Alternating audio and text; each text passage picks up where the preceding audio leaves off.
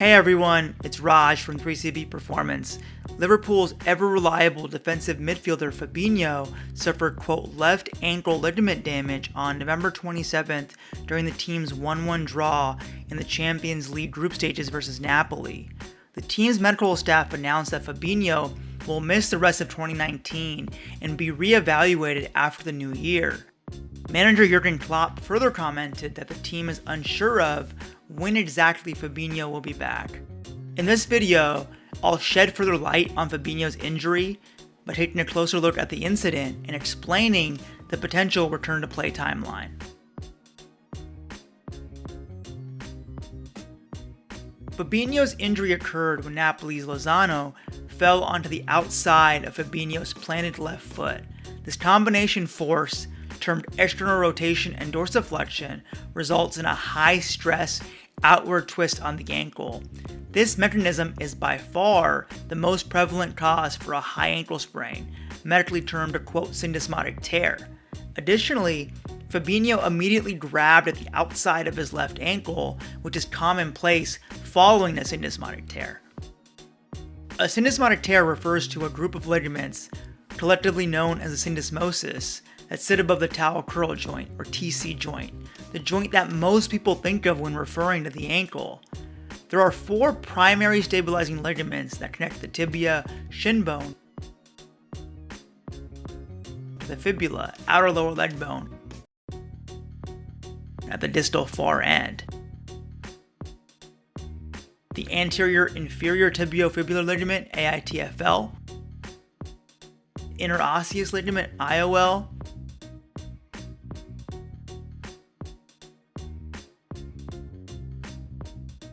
posterior inferior tibiofibular ligament, PITFL,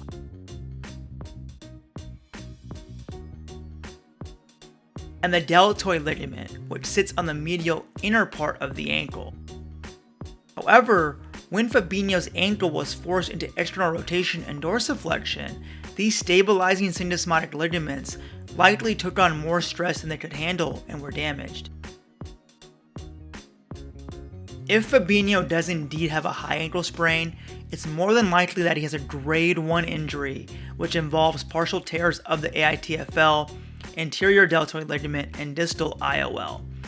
Grade 2 and 3 high ankle sprains are typically considered unstable and likely would have required season-ending surgery.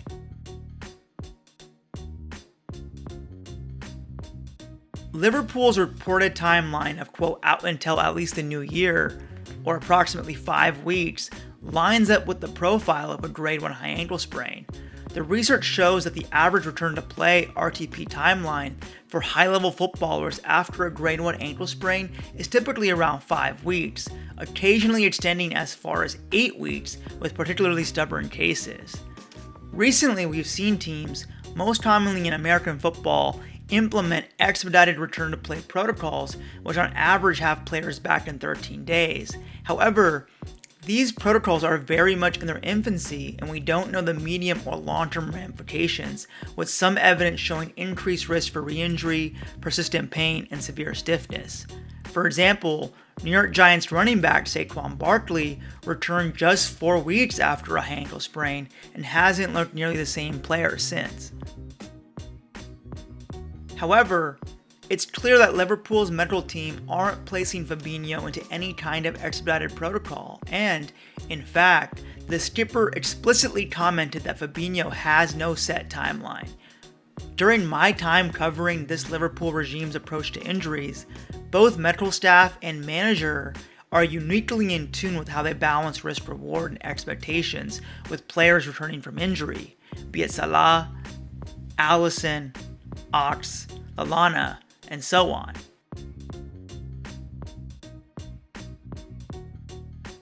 If my analysis is correct, and Fabinho does indeed have a left ankle grade 1 syndesmotic tear, aka a high ankle sprain, and rehab goes according to plan, I'd expect to begin seeing him back on the Melwood training ground for basic drills in late December, gradually progressing to higher intensity activities and eventually practice, with the return date no later than mid-January that most likely sees him introduced in limited minutes as he rebuilds in-game fitness, rhythm, and confidence. There's no denying Fabinho's dynamic gravitational presence will be missed during the almost ridiculously busy Premier League holiday slate of matches, but the reality is that Liverpool's aspirations for league and Champions League trophies run much longer into April and potentially May. Therefore, it's imperative that Fabinho is as close to 100% fit when he does get back, which is highly likely because outcomes for high ankle sprains after an appropriate rehab and return to play protocol are excellent. Further, a key silver lining of missing this 5+ weeks is that it could mean he's relatively fresh and lively as the season barrels towards springtime and rounds its final turn into the critical stretch run. That's a wrap for this video. Thanks for watching. My goal is to provide you with in-depth, evidence-based, narrative-free analysis. You can always find me on IG and Twitter at 3CB Performance. Make sure to sub to the channel for the latest updates. 3CB out.